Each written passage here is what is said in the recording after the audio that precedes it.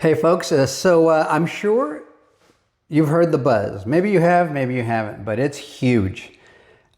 Ripple has announced a $1 billion XRP Treasury through Evernorth. This is immense, okay? This is already the biggest XRP Treasury out there.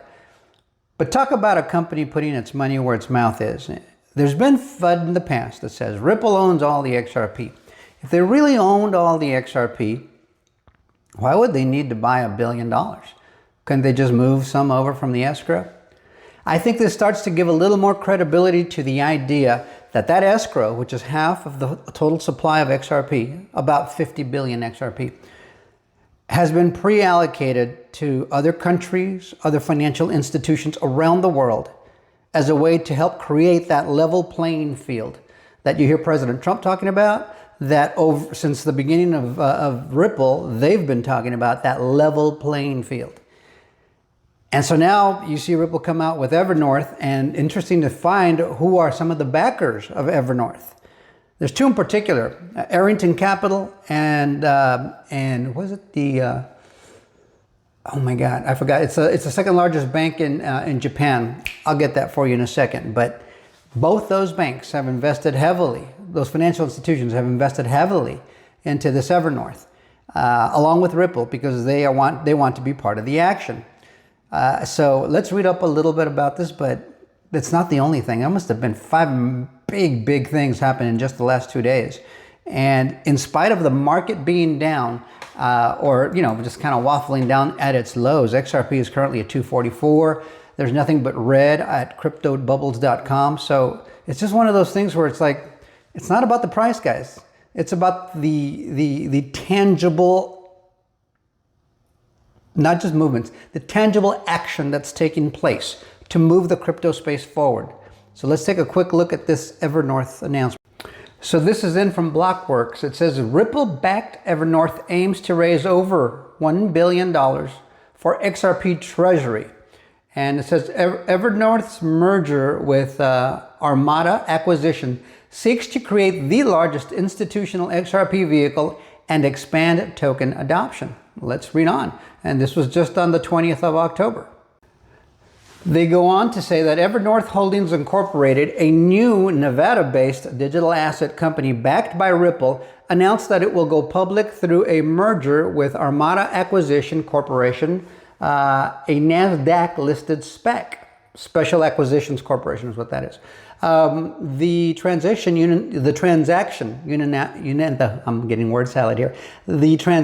unanimously approved by both boards is expected to raise more than $1 billion in gross proceeds and close in the first quarter of 2026. So they want to move quickly to try to acquire XRP at a good price.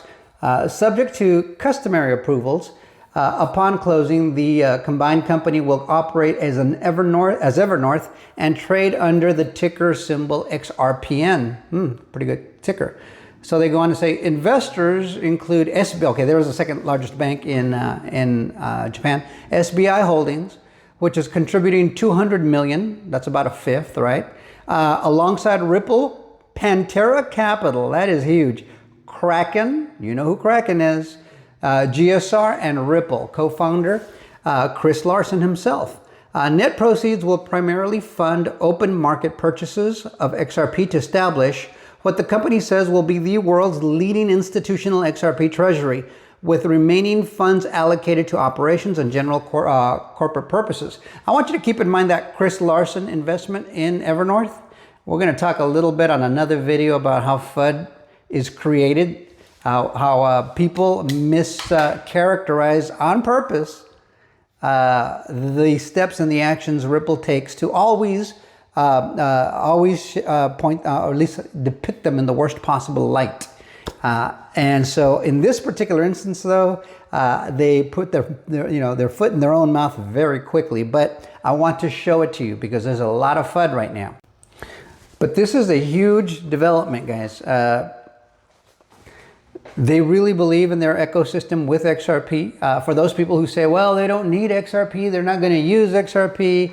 Well, they have RLUSD. That's going to replace XRP. This Linea with Swift is going to replace XRP. No, Chainlink is better than XRP. Oh, no, Litecoin is better than XRP. No, they're going to use XRP. They're putting their money where their mouth is. This is not a Litecoin, a Bitcoin, an Ethereum treasury. It's not. It is an XRP treasury. I don't think it's ever been any clearer than at any point in time since I've been in this than it is right now. And with the other videos you're about to see, and I'm going to go on a live here in a little bit, you're going to see that, they're just screaming at us now if you're paying attention to what a government is doing, what these financial institutions are doing, what the blockchain companies are doing, what Ripple itself is doing, and it all points to the distributive ledger technology over at the XRP ledger. And none of it works without XRP, whether you're talking about stable coins, and there's more stable coins that have gone live on the XRP ledger recently. So this is a lot of activity, and all of it adds value to the blockchain. So for those of you who are always trying to FUD, or maybe you're impatient, asking when, I've been in it 7 years, and you know what? I still have it in my head, 2030 is the date. It may be 2028 because it does look like a lot of this is expedited now. But I do think that this is going to definitely enhance some retirements. It's going to make some people much more comfortable financially if they get into this.